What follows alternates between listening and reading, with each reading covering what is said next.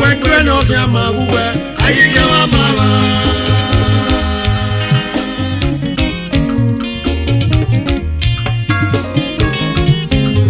Unyiwa wanoria mama Unyiwa wanoria mama Unyiwe ni mekwe no kia magame Unyiwe nuwe kwe no kia maguwe ayige wa mama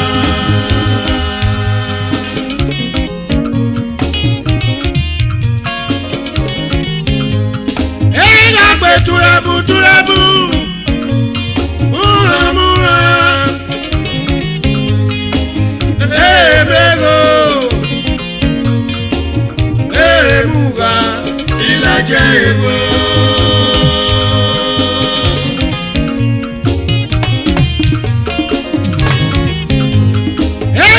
Turabu, turabu, mura, mura.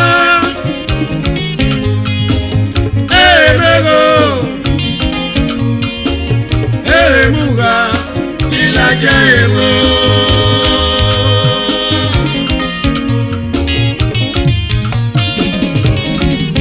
Ujiwa manori wa mama ayige wa mama mama toba egani noki ayige wa mama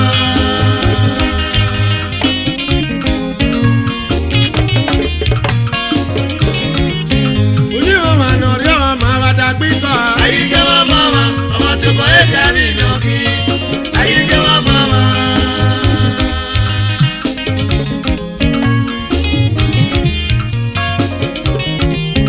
Awo ga pake dogaro Ni magbado e kinegbe Upa bi go irene Alawe ra si koda o Oda ona we ni mesika Ewadu mama gbogie ayige wa mama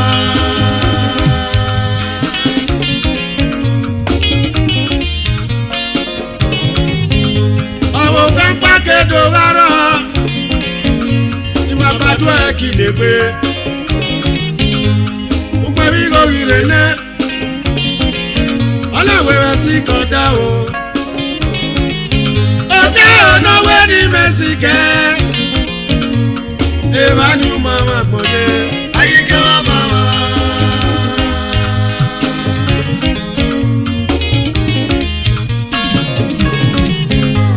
Angelera mitendo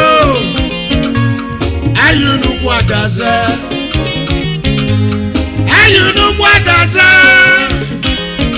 Ebi oya nawe erepe ayige wa mama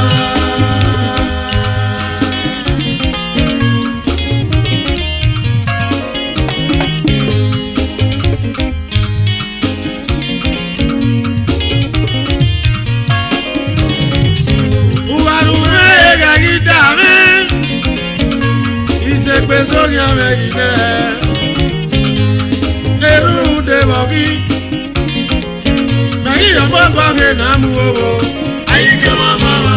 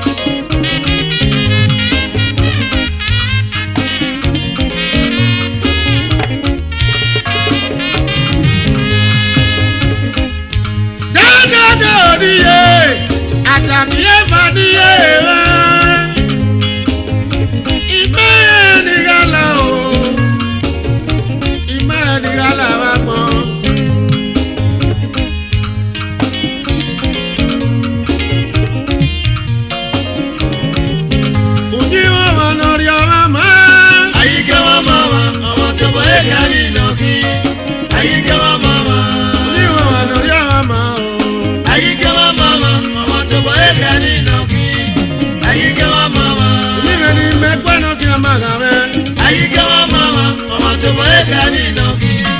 ayíkẹ́ wa mama onímẹ̀nuwẹ̀ kí wọ́n náà kí ara ẹ̀ máa kú wẹ̀ ayíkẹ́ wa mama ọmọ tó bọ́ ẹ̀ka nínú kí ó yé rẹ̀ ayíkẹ́ wa mama.